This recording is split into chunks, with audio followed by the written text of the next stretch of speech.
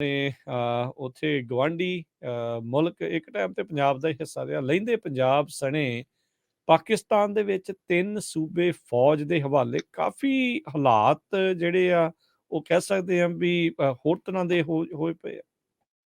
ਬਿਲਕੁਲ ਜੀ, ਉੱਥੇ ਕਿਸੇ ਵੀ ਸਮੇਂ ਮਾਰਸ਼ਲ ਲਾਅ ਲੱਗਣ ਦੀਆਂ ਸੰਭਾਵਨਾਵਾਂ ਵੱਧਦੀਆਂ ਜਾ ਰਹੀਆਂ ਨੇ। ਹੂੰ, ਜਿਸ ਤਰ੍ਹਾਂ ਮਤਲਬ ਕਿ ਪੂਰੀ ਤਰ੍ਹਾਂ ਨਾਲ ਉੱਥੇ ਇੰਟਰਨੈਟ ਬੰਦ ਕਰ ਦਿੱਤਾ ਗਿਆ, ਲਗਭਗ ਪੂਰੇ ਮੁਲਕ ਦੇ ਵਿੱਚ ਸੋਸ਼ਲ ਮੀਡੀਆ ਰੋਕ ਦਿੱਤਾ ਗਿਆ, ਜਿਸ ਤਰ੍ਹਾਂ ਲਗਭਗ ਹੈ ਨਾ, ਤੇ ਉੱਥੇ ਕਾਫ਼ੀ ਹੱਦ ਤੱਕ ਫੌਜ ਦੇ ਹਵਾਲੇ 3 ਸੂਬੇ ਤਾਂ ਪੂਰੇ ਲਹਿੰਦਾ ਪੰਜਾਬ ਸਣੇ ਮੈਂ ਦੇਖ ਰਿਹਾ ਸੀਗਾ ਕਿ ਲਹਿੰਦਾ ਪੰਜਾਬ ਵੀ, ਖੈਬਰ ਪਖਤੂਨਖਵਾ ਵੀ ਤੇ ਇਸੇ ਤਰ੍ਹਾਂ ਬਲੋਚਿਸਤਾਨ ਵੀ, ਇਹ 3 ਸੂਬੇ ਤਾਂ ਬਿਲਕੁਲ ਹੈ। ਇਸ ਤੋਂ ਇਲਾਵਾ ਰਾਜਧਾਨੀ ਹੈ ਜਿਹੜੀ ਪਾਕਿਸਤਾਨ ਦੀ ਇਸਲਾਮਾਬਾਦ, ਉਹ ਵੀ ਪੂਰੀ ਤਰ੍ਹਾਂ ਫੌਜ ਦੇ ਹਵਾਲੇ ਆ।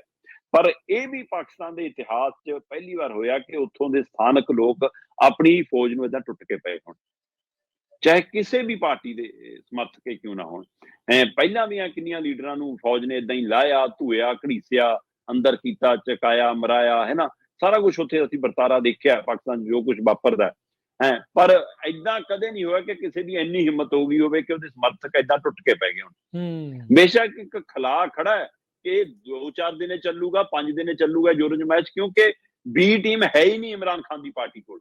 ਜੀ, ਜੀ, ਜੀ। ਚਿਹਰੇ ਕੋਈ ਹੈ ਹੀ ਨਹੀਂ ਜਿਹੜੇ ਹੁਣ ਉਹ ਇਮਰਾਨ ਖਾਨ ਦੀ ਭੂਮਿਕਾ ਨਿਭਾ ਸਕਣ, ਲੋਕਾਂ ਨੂੰ ਲਾਮਬੰਦ ਰੱਖ ਸਕਣ, ਲੋਕਾਂ ਨੂੰ ਇਕੱਠਿਆਂ ਰੱਖ ਸਕਣ, ਪਾਰਟੀ ਦਾ ਸੰਗਠਨ ਮਜ਼ਬੂਤ ਰੱਖ ਸਕਣ, ਉਹ ਹੈ ਹੀ ਨਹੀਂ। ਹੂੰ, ਜੇ ਇਮਰਾਨ ਖਾਨ ਜ਼ਿਆਦਾ ਦਿਨ ਅੰਦਰ ਰਹਿ ਗਿਆ, ਜਾਂ ਜਿਵੇਂ ਇਮਰਾਨ ਖਾਨ ਖੁਦ ਕਹਿ ਰਿਹਾ ਕਿ ਮੈਨੂੰ ਤਾਂ ਜ਼ਹਿਰ ਦਾ ਟੀਕਾ ਲਾ ਕੇ ਹੀ ਮਾਰ ਦੇਣਾ ਇਹਨਾਂ ਨੇ, ਹੈ ਨਾ, ਹੂੰ, ਜੇਕਰ ਅਜਿਹਾ ਕੁਛ ਹੁੰਦਾ ਤਾਂ ਉਹ ਤੋਂ ਬਾਅਦ ਉਹਦੇ ਸਮਰਥਕ ਖਿੱਲਰ ਵੀ ਸਕਦੇ ਨੇ, ਖੌਫ 'ਚ ਵੀ ਆ ਸਕਦੇ ਨੇ।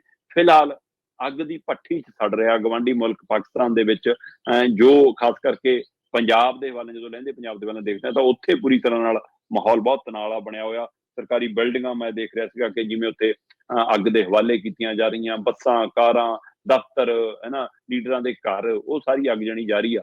ਤੇ ਉਹਦੇ ਵਿਚਾਲੇ ਹੀ ਮਤਲਬ ਕਿ ਇਮਰਾਨ ਖਾਨ ਇਹ ਖਦਸ਼ਾ ਪ੍ਰਗਟਾ ਰਿਹਾ ਕਿ ਮੈਨੂੰ ਅੰਦਰ ਮਾਰ ਦਿੱਤਾ ਜਾ ਸਕਦਾ ਹੈ, ਮੇਰੀ ਜਾਨ ਨੂੰ ਖਤਰਾ ਹੈ। ਤੇ ਉਧਰ ਉਹ ਕਹਿੰਦੇ ਕਿ ਤਿਆਰ ਹੋ ਜਾ, ਤੇਰੇ ਦੋਸ਼ ਤੈਅ ਹੋ ਰਹੇ ਨੇ।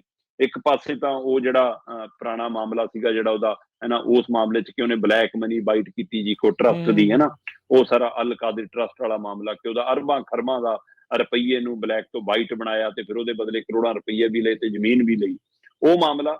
ਦੂਸਰਾ ਹੁਣ ਜਿਹੜਾ ਤੋਸ਼ਾਖਾਨਾ ਵਾਲਾ ਭ੍ਰਸ਼ਟਾਚਾਰ ਆ, ਉਹਦੇ ਮਾਮਲੇ ਦੇ ਵਿੱਚ ਦੋਸ਼ ਤੈਅ ਹੋ ਗਏ ਇਮਰਾਨ ਖਾਨ ਤੇ। ਤੋਸ਼ਾਖਾਨਾ ਮਤਲਬ ਜਿਹੜੇ ਲੀਡਰ ਹੁੰਦੇ ਨੇ ਨਾ ਕਰਨਵੀਰ ਜੀ, ਜੀ, ਇਹਨਾਂ ਨੂੰ ਨਾ ਜਦੋਂ ਵੀ ਕਿਤੇ ਜਾਂਦੇ ਨੇ ਵਿਦੇਸ਼ਾਂ 'ਚ, ਕਿਸੇ ਆਪਣੇ ਹਮਰੁਤਬਾ ਵਿਅਕਤੀਆਂ ਨੂੰ ਮਿਲਦੇ ਨੇ ਜਾਂ ਕਿਸੇ ਹੋਰ ਸਮਾਗਮਾਂ ਜਾਂਦੇ ਨੇ, ਤਾਂ ਉੱਥੇ ਬੇਸ਼ਕੀਮਤੀ ਤੋਹਫੇ ਮਿਲਦੇ ਆ ਇਹਨਾਂ ਨੂੰ। ਹਾਂਜੀ। ਤੇ ਉਹ ਇੱਕ ਇਹਨਾਂ ਦਾ, ਜਿਵੇਂ ਆਪਣੇ ਵੀ ਉਵੇਂ ਹੀ ਲਿਆ ਕੇ ਜਮ੍ਹਾਂ ਕਰਾਤੇ ਜਾਂਦੇ, ਰਾਸ਼ਟਰਪਤੀ ਜੇਕਰ ਛੱਡੇ ਜਾਂਦਾ, ਪ੍ਰਧਾਨ ਹੂੰ, ਮੰਤਰੀ ਕਹਿੰਦਾ ਹੂੰ, ਨਾਲ ਨਹੀਂ ਲੈ ਕੇ ਜਾਂਦੇ ਉਹ ਤੋਹਫਿਆਂ ਨੂੰ, ਹੈ ਨਾ। ਇਸੇ ਤਰ੍ਹਾਂ ਉੱਥੇ ਪਾਕਿਸਤਾਨ 'ਚ ਕਿ ਉਹ ਸਾਰੇ ਤੋਸ਼ਾਖਾਨਾ ਜਿਹੜਾ ਉਹਨਾਂ ਦਾ ਬਣਿਆ ਉਹਦੇ ਵਿੱਚ ਜਮ੍ਹਾਂ ਕਰਾ ਦਿੱਤੇ ਜਾਂਦੇ। ਹੂੰ, ਤੇ ਤੋਸ਼ਾਖਾਨਾ 'ਚ ਜਮ੍ਹਾਂ ਕਰਾਉਣ ਤੋਂ ਬਾਅਦ ਉੱਥੇ ਇਹ ਹੈ ਕਿ ਤੁਸੀਂ ਉਹਨੂੰ ਖਰੀਦ ਸਕਦੇ ਹੋ ਦੁਬਾਰਾ, ਠੀਕ ਹੈ। ਜੇ ਕੋਈ ਚਾਹਵੇ। ਤੇ ਹੁਣ ਇਸ ਨਿਯਮ ਨੂੰ ਆਪਣੇ ਹੱਕ 'ਚ ਵਰਤਿਆ, ਕਹਿੰਦੇ ਹੁਣ ਜਿਹੜੇ ਪਰ ਦੋਸ਼ ਲੱਗ ਰਹੇ ਨੇ ਇਮਰਾਨ ਖਾਨ ਤੇ, ਕਿਹਨੇ ਆਪਣੇ ਹੱਕ 'ਚ ਵਰਤਿਆ ਉਸ ਨਿਯਮ ਨੂੰ। ਕਰੋੜਾਂ ਅਰਬਾਂ ਰੁਪਈਏ ਦੇ ਕੀਮਤੀ ਬੇਸ਼ਕੀਮਤੀ ਤੋਹਫਿਆਂ ਨੂੰ ਕੋਡੀਆਂ ਦੇ ਭਾਅ ਖਰੀਦ ਲਿਆ ਤੋਸ਼ਾਖਾਨੇ 'ਚੋਂ, ਹੂੰ, ਜਿਵੇਂ ਆਪਣੇ ਵਾਲੇ ਕਰਦੇ ਹੁੰਦੇ ਨੇ ਜ਼ਮੀਨਾਂ ਵਾਲਾ ਖੇਡ, ਸਾਰਿਆਂ ਨੂੰ ਪਤਾ ਹੀ ਹੋਰੇ। ਹੂੰ, ਤੋ ਉਵੇਂ ਖਰੀਦ ਕੇ ਬਾਅਦ 'ਚ ਉਹਨੂੰ ਖੁੱਲੇ ਬਾਜ਼ਾਰ 'ਚ ਕਹਿੰਦੇ ਬੜੇ ਮਹਿੰਗੇ ਭਾਅ ਤੇ ਵੇਚਤਾ। ਹੂੰ, ਸੋ ਇਸ ਲਈ ਉਹ ਇੱਕ ਭ੍ਰਸ਼ਟਾਚਾਰ। ਸੋ ਬਿਲਕੁਲ ਤੁਹਾਡੀ ਗੱਲ ਦਰੁਸਤ ਹੈ ਕਿ ਪਾਕਿਸਤਾਨ 'ਚ ਇਸ ਮੌਕੇ ਹਾਲਤ ਬਹੁਤ ਮਾੜੇ ਨੇ ਤੇ ਹੋਰ ਬਦਤਰ ਹੋਣ ਦਾ ਖਤਰਾ ਖੜਾ। ਉਹਨੂੰ ਲੈ ਕੇ ਭਾਰਤੀ ਫੌਜਾਂ ਵੀ, ਭਾਰਤੀ ਏਜੰਸੀਆਂ ਵੀ ਚੌਕਸ ਨੇ ਕਿ ਉਹਦਾ ਸੇਕ ਕਿਤੇ ਸਰਹੱਦ ਵਾਲੇ ਪਾਸੇ ਨੂੰ ਕਿਸੇ ਪਾਸੇ ਨਾ ਆਵੇ। ਪਰ ਜਿਹੜੀ ਇੱਕ ਮਤਲਬ ਗ੍ਰਹਿ ਯੁੱਧ ਤੁਸੀਂ ਕਹਿ ਸਕਦੇ ਹੋ ਪਾਕਿਸਤਾਨ ਤੋਂ ਇਸ ਮੌਕੇ ਛਿੜਿਆ, ਤੇ ਉਹਦੇ ਕਾਰਨ ਹੀ 4 ਚੋਂ 3 ਸੂਬਿਆਂ ਨੂੰ ਫੌਜ ਦੇ ਹਵਾਲੇ ਤੇ ਉੱਥੇ ਦੀ ਰਾਜਧਾਨੀ ਨੂੰ ਫੌਜ ਦੇ ਹਵਾਲੇ ਕਰ ਦਿੱਤਾ ਗਿਆ। ਪਰ ਫੌਜ ਨੂੰ ਵੀ ਪਹਿਲੀ ਵਾਰ ਉੱਥੇ ਦੇ ਲੋਕ ਸਿੱਧੇ ਹੋ ਕੇ ਟੱਕਰੇ ਨੇ।